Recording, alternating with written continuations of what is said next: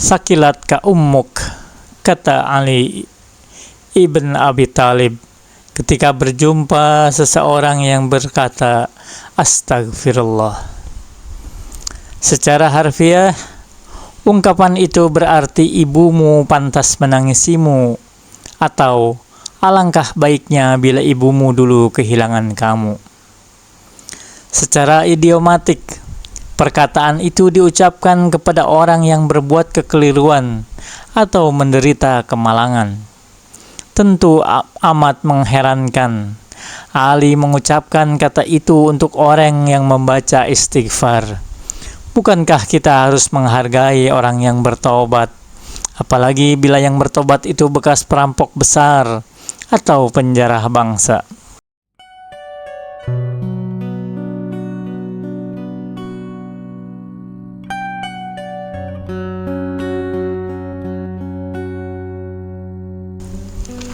Halo Sobat Book Reading 12 yang berbahagia, jumpa lagi. Kita akan melanjutkan pembacaan buku kita masih dengan buku yang berjudul Doa Bukan Lampu Aladin karya Jalaluddin Rahmat.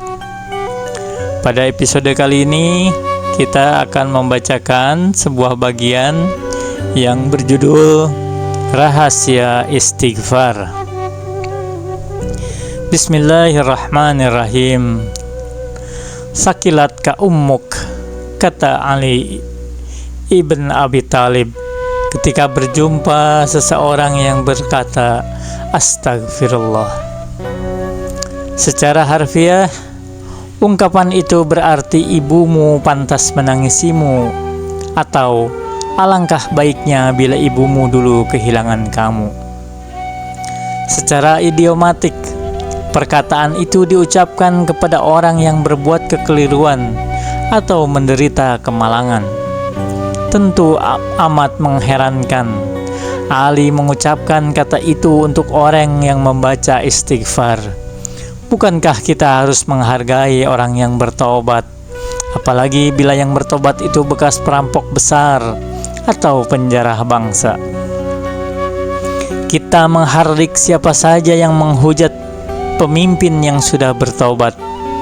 Kita menganggap tidak etis atau tidak sesuai dengan norma ketimuran untuk menuntut kekayaan koruptor yang sudah beristighfar.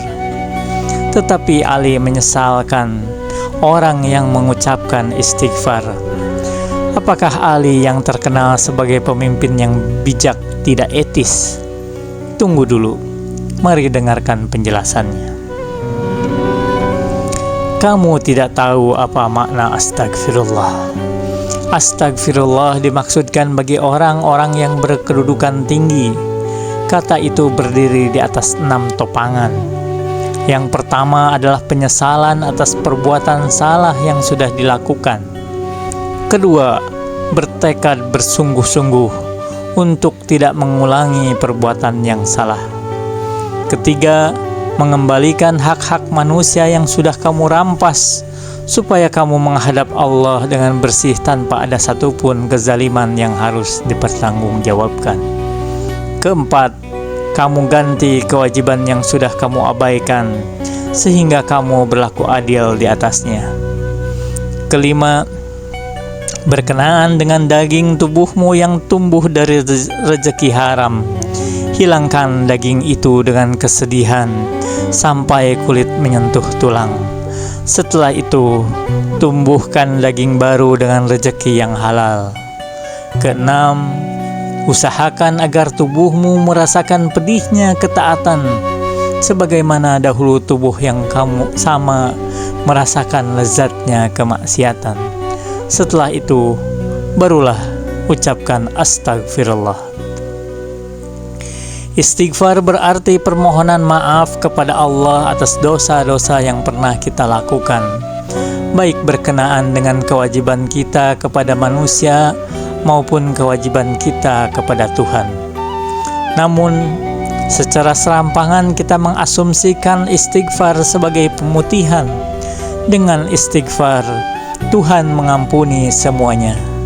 Sakilat ka ummuk.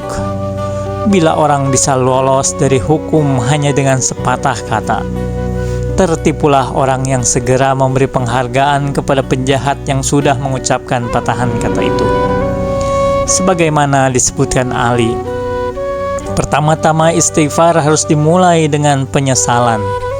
Penyesalan adalah pengakuan dosa dan permohonan maaf kepada pihak yang hak-haknya kita langgar.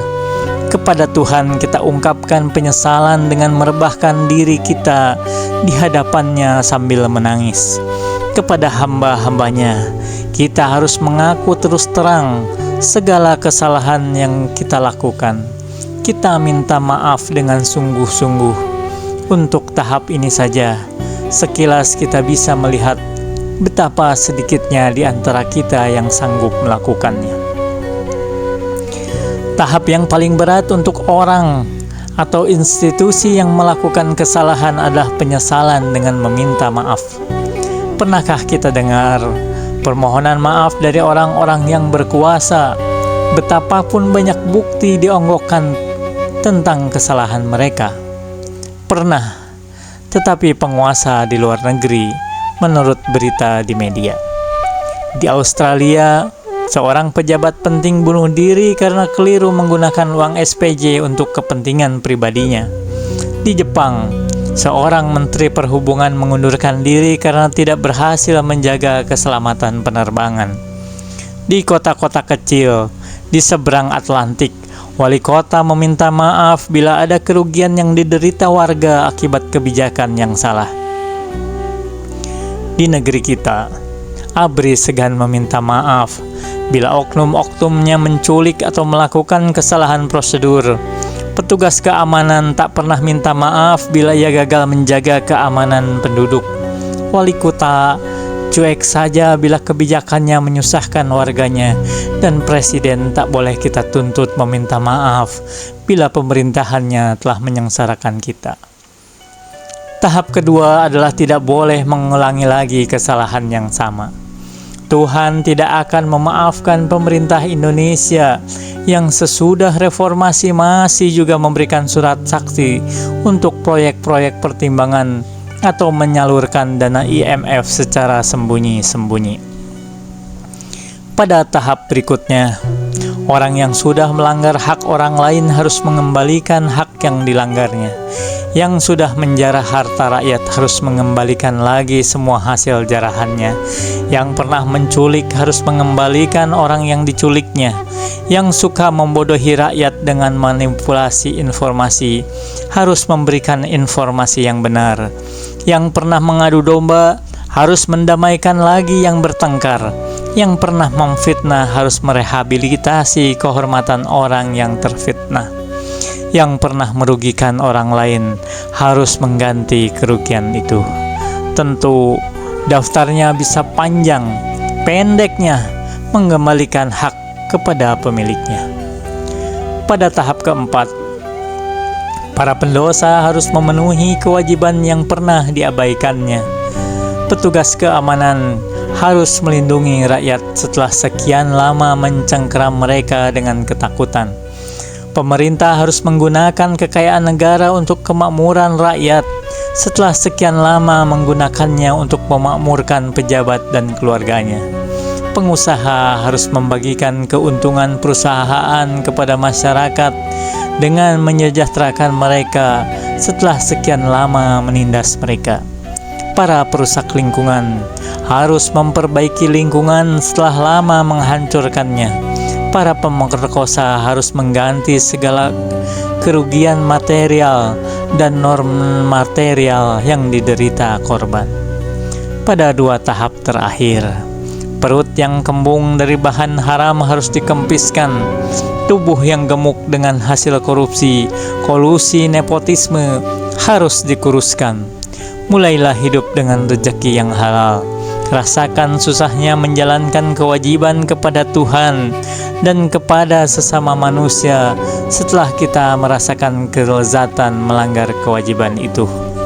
Payahkan diri kita untuk berkhidmat kepada rakyat karena jabatan setelah kita merasakan kesenangan memanfaatkan fasilitas jabatan itu. Setelah semua tahapan itu kita lalui, barulah kita layak mengucapkan astagfirullah. Wa ma taufiqi illa billah. Alaihi tawakkaltu wa ilaihi unib. Wassalamualaikum warahmatullahi wabarakatuh.